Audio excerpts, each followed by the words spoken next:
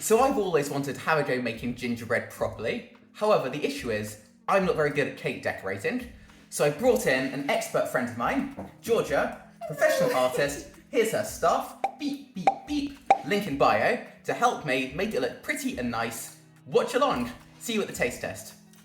So, into a bowl we're going to add in 375 grams of flour, half a teaspoon of bicarb, 2 teaspoons of cinnamon and 1 teaspoon of ground ginger, and 175 grams of light brown sugar. Easy. So now, with your Raffles Cook's trusty wooden spoon, then everything is mixy mix together, and then add in your softy melty butter into the mix. And then you're going to give everything a nice mix together until it resembles a sort of breadcrumb consistency. We might cut this bit now. Yeah, maybe. And this is what the breakfast of champions looks like. So once it all looks nice and mixed up, we're going to crack 1 egg into it. And for the user Raffles Cooks can't crack eggs one-handed 22, watch this.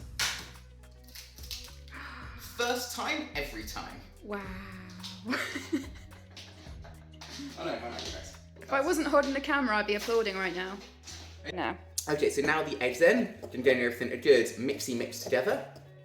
And then we're going to go in with about 2 tablespoons of treacle. Oh. Okay. So we're going to put it into some cling film. Don't mind that bit. So once it's all nice in a ball, we're going to pop it in the fridge.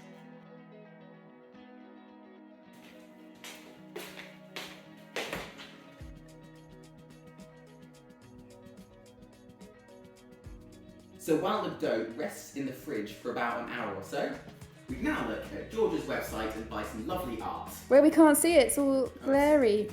No, it's the glare. The glare. It's still glary. Oh, okay, here we can see it. There we go. Self-promo! And this is my favourite one of the gift shop. Which gift shop you have to specify? That looks to me like the Tate Modern. Incorrect. It looks to me like the Royal Arts House of Art. So to avoid a mess, we're going to pop our rested gingerbread on the counter. And then we're going to flatten over another sheet of baking paper, grab our rolling pin, which is somewhere. Rolling pin, and get to bashing.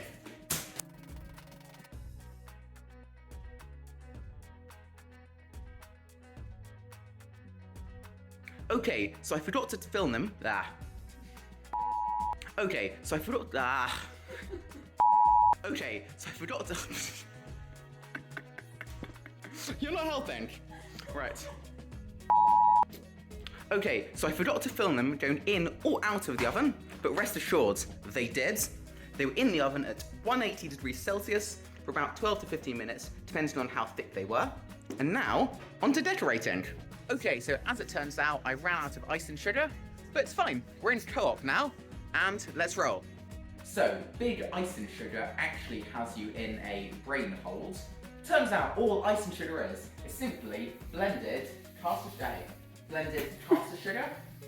So we're going to take some sugar, about that much probably. Then we blend this up in a little NutriBullet.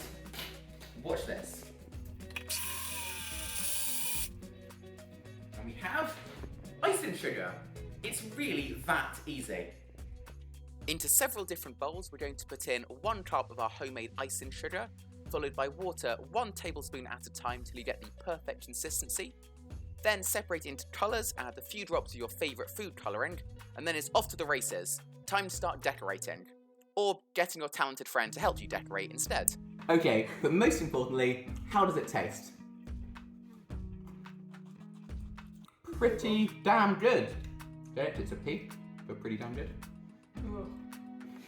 See you next week. Now, contrary to popular belief, raw gingerbread dough is generally fine to eat. Oh, we cut this bit. I really should start an OnlyFans. I can't keep the camera still if you're gonna make me laugh.